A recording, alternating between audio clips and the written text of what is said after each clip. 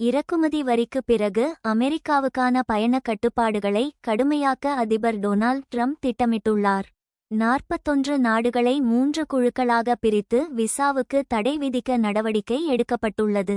Trump நிர்வாக அதிகாரிகளை மேற்கோள் காட்டி ராய்ட்டர்ஸ் செய்தி நிறுவனம் இதனை தெரிவித்துள்ளது.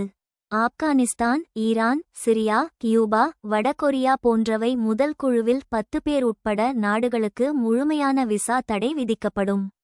இரண்டாவது இந்த குழுவில் எரித்திரியா, ஹைட்டி, லாவோஸ், மியான்மர் மற்றும் தெற்கு சூடான் ஆகியவை அடங்கும். உள்ளிட்ட நாடுகளுக்கு சுற்றுலா விசாக்கள் மற்றும் மாணவர் விசாக்களின் பகுதி இடைநிறுத்தம் எதிர்கொள்ள வேண்டியிருக்கும்.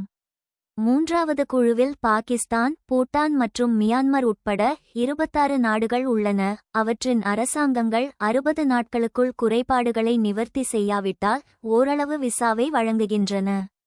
நிறுத்தி வைக்க பரிசீலிக்கப்படும் என்று குறிப்பில் கூறப்பட்டுள்ளது. பெயர் தெரியாத நிலையில் பேசிய அந்த அதிகாரி பட்டியலில் மாற்றங்கள் ஏற்பட வாய்ப்பு இருப்பதாகவும் அமெரிக்க வெளியுறவுத்துறை அமைச்சர் மார்க்கோ ரூபியோ உள்ளிட்ட நிர்வாகத்தால் இன்னும் அங்கீகரிக்கப்படவில்லை என்றும் கூறினார்.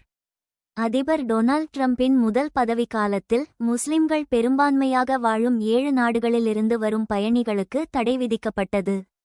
2018இல் உச்ச நீதிமன்றம் அதை உறுதி செய்வதற்கு முன்பு பலமுறை மீண்டும் வலியுறுத்தப்பட்டது இதுதான் கொள்கை.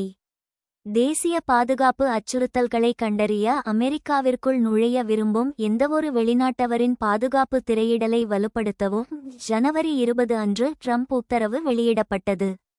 டிரம்பின் முன்மொழிவு அவரது இரண்டாவது வருகை ஆரம்பத்திலேயே இடம்பெயர்வு தொடங்கியது கட்டுப்பாட்டின் ஒரு பகுதி.